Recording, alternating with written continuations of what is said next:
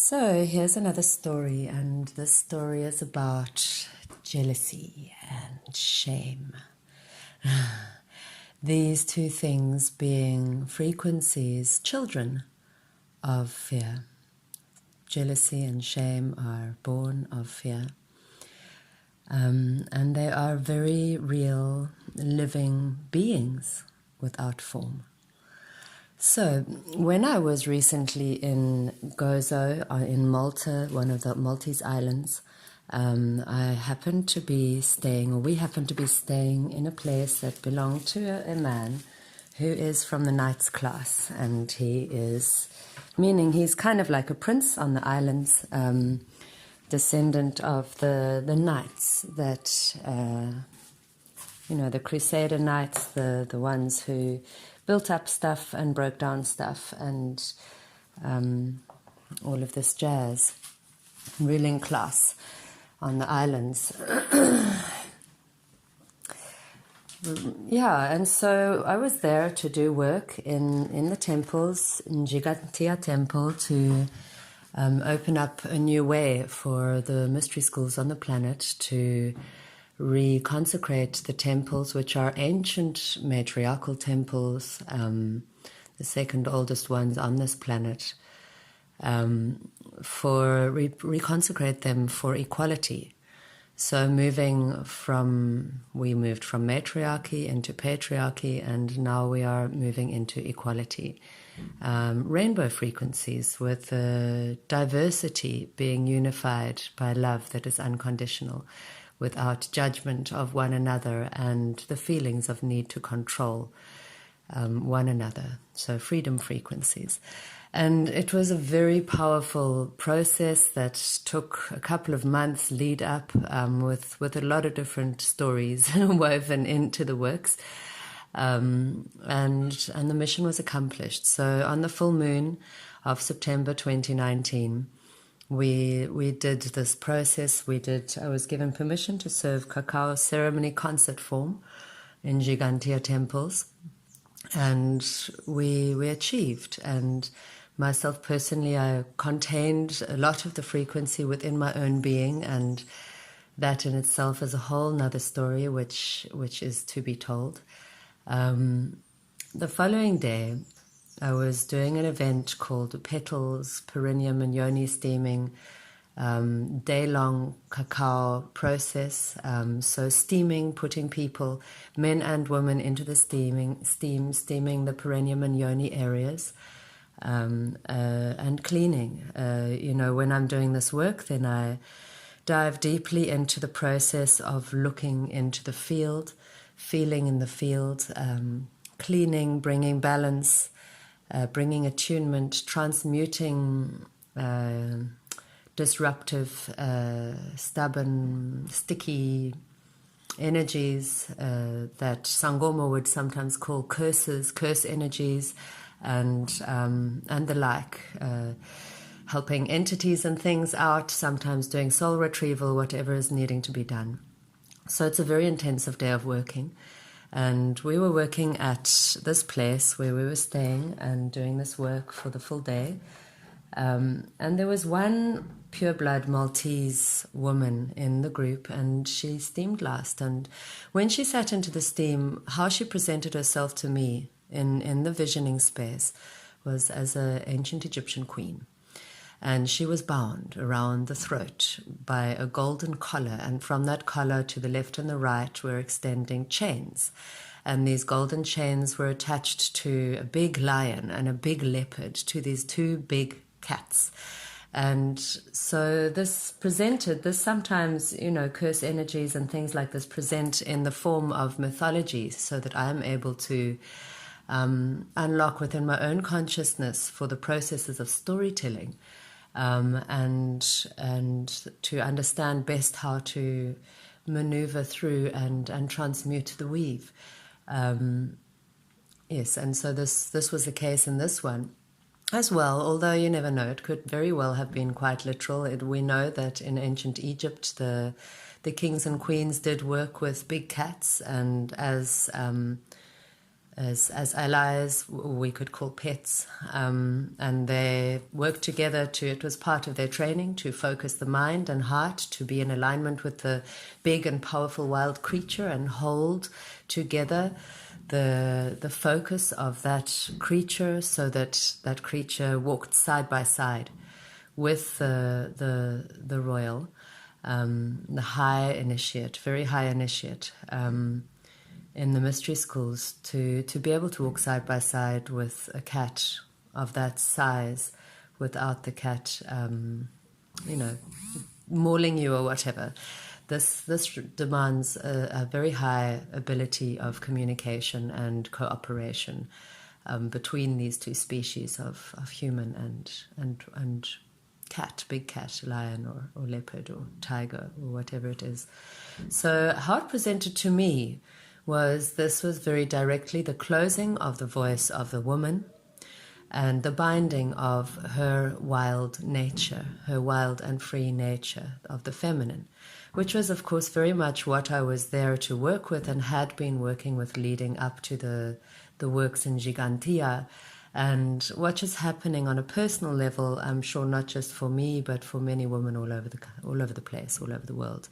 Because this is the chains are being liberated. The voice is being opened of the beautiful and powerful and equally powerful woman. So we removed that. And that night I had a curse land on me. In Sangoma, we know this curse to be a jealousy curse. It presents as itchiness. It presents as little bumps and itchiness on different parts of the body. It doesn't behave like a logical rash at all. This curse jumped onto a couple of other people in the space as well who were working with me, and totally illogical. But I'm definitely carrying the bulk of it. And sent it on me. And when I looked into it, it's very much coming from the ancestors of the land, the knights, from fear and of jealousy, fear that manifests in jealousy and shame about, fearing that the work that I'm doing and the work that we are doing is going to take away their power. So the truth of the matter is that nobody can take anybody else's power, because power doesn't belong to us. Power is beyond us. Power flows through us when we open ourselves through loving ourselves, ideally. Of course, there are different ways to open the stream of power inside the body. It can be opened by manipulation, or it can be opened by love. And the wider we open the power stream within our beingnesses, ideally by love that is unconditional. In this way, there's harm none. The process of opening the power stream harms nobody. When it is opened from the place of fear and desire to control, from greed, one of those other children of fear, then the power stream and the opening of the power stream within the being, the body being, of any form, life form, can and does harm others. So this pathway, this beauty way that we are now birthing into the world very, very rapidly, she has been crowned, she with the he built inside it, that is the two together, not she only feminine, but she and he, all in one word, united in equality as one. She is crowning. And I say she because this word has got he inside it, whereas he doesn't have she inside it. So I'm only using that word for that purpose, not to put more emphasis onto the feminine, to be clear. So I felt very strongly not to apply the techniques of Sangoma to remove the curse straight away. I felt like, and we felt like, journeying with it for some time and listening to it and listening to this frequency, listening to the own body, working with the tantric philosophies and ways about, okay, this itch is just another sensation. So accepting it, embracing it, loving it, working with it, feeling it, not being overwhelmed by it, dancing with it, and coming to a place of balance. And so this is the journey I've been doing since then.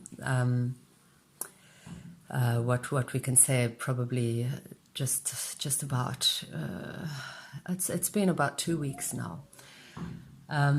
So a few days ago, myself and my partner, who the curse jumped onto in a very funny way, totally illogical, when he was far away from me, and we were looking at some money matters related to that place we were staying, and there's a very strong feeling of being mistreated, me having been mistreated, and he got really angry at this disrespect, and then it manifested on him. So it's kind of like a defense mechanism. Jealousy and shame, in some ways, it's a defense mechanism that fear's got to protect those who are walking with power that it has been manipulated into its existence ancestrally over many generations, and this lives within all of us. So there's absolutely no judgment against any person in this story. So a few days ago, he and I decided to work with a Tibetan shamanic tantric practice, which involves meeting the demon.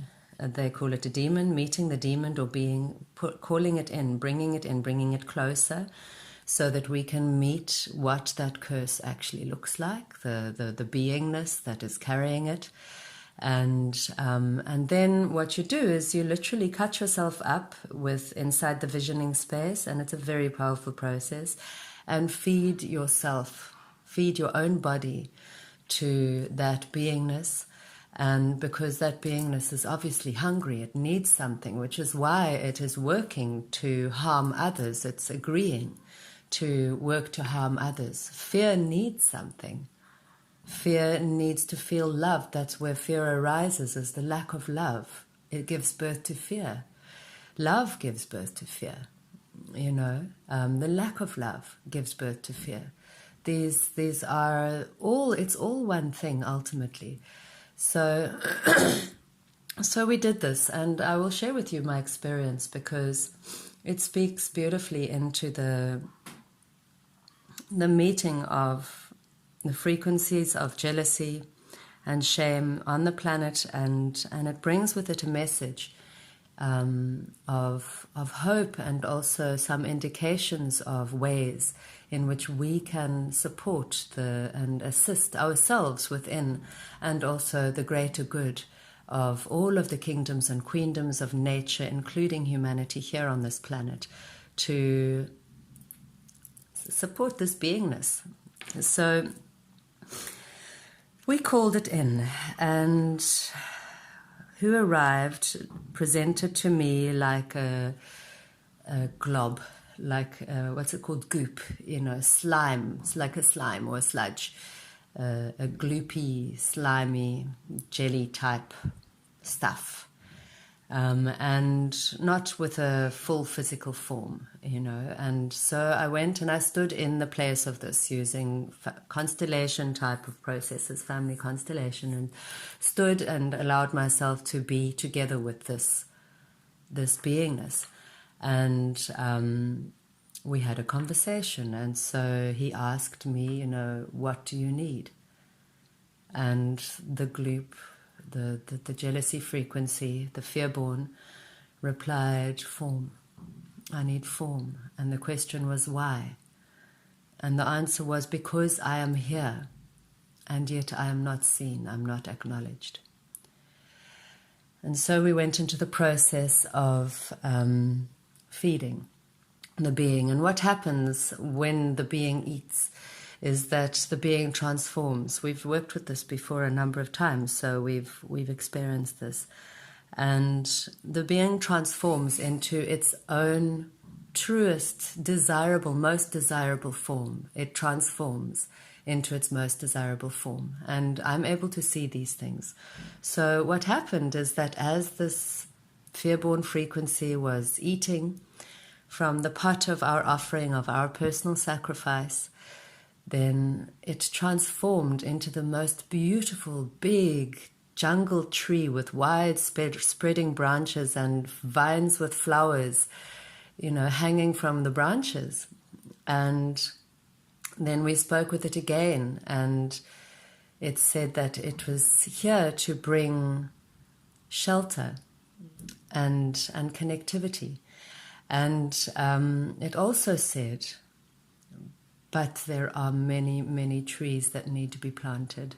There are many. This frequency of jealousy, the frequency of shame, lives everywhere in everyone all over this planet, from ancestral lines that stretch deep down into the matriarchy, beyond the patriarchy, and including the patriarchy, feelings of shame and jealousy, born of fear.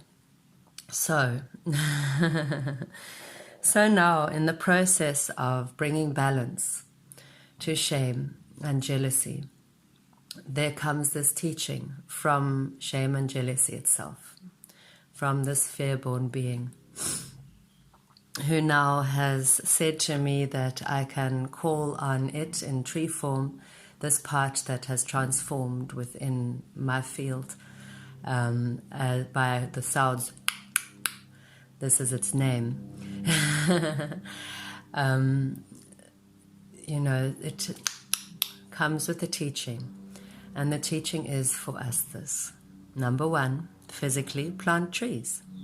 Number 2, connect with trees. Connect with trees. Whenever there is the feelings of jealousy and shame arising or reflecting to us, particularly through the universe, I am reflected in all that I can see, and from within and without. Connect with trees. Connect with trees physically, speak to them, and breathe with the tree through this feeling. Breathe from above and below. Breathe through the roots of the earth and the roots of the sky. Breathe and connect together with the earth and the stars and the sun and the many suns.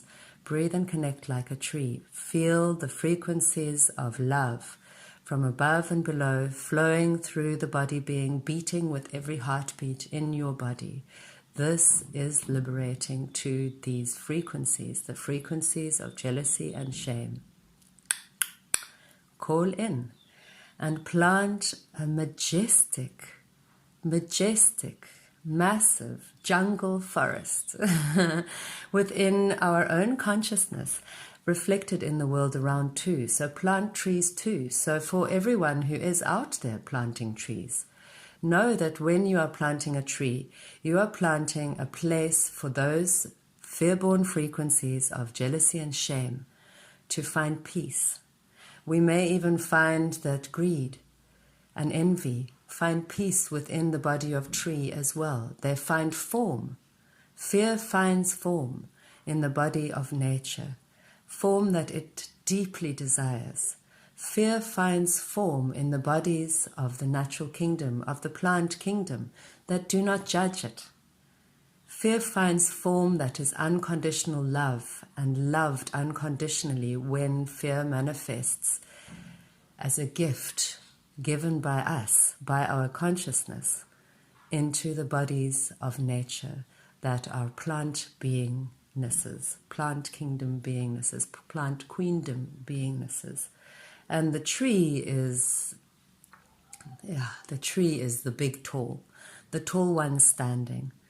So let's work together with the tall one standing to transmute those frequencies born of fear. Let's work together with the tall one standing to transmute those frequencies born of fear, to give them form. Let us give them form inside the living beingnesses of trees, breathing together with heaven and earth, within all of creation, seen and loved and acknowledged and cherished. Let us do this even inside our own bodies and be like trees, walking and dancing and singing in the winds of change, rooted in the earth and the sky, feeling crowned in the earth and in the sky, so that it can be for the highest good of all. Let us support the process by our choice, by our consciousness, by our love that is unconditional and not judging any longer the fear-born frequencies. Let us support this process by transmuting, by transmitting, by gifting fear-born frequency born within each one of us whenever it is awakened, and gifting it a new life inside with the living nature of the plant kingdom, the rooted ones, so that it can be seen in body or form and loved, and it can bring the love that it truly is. Thokoza makhosi ndawe she undawe.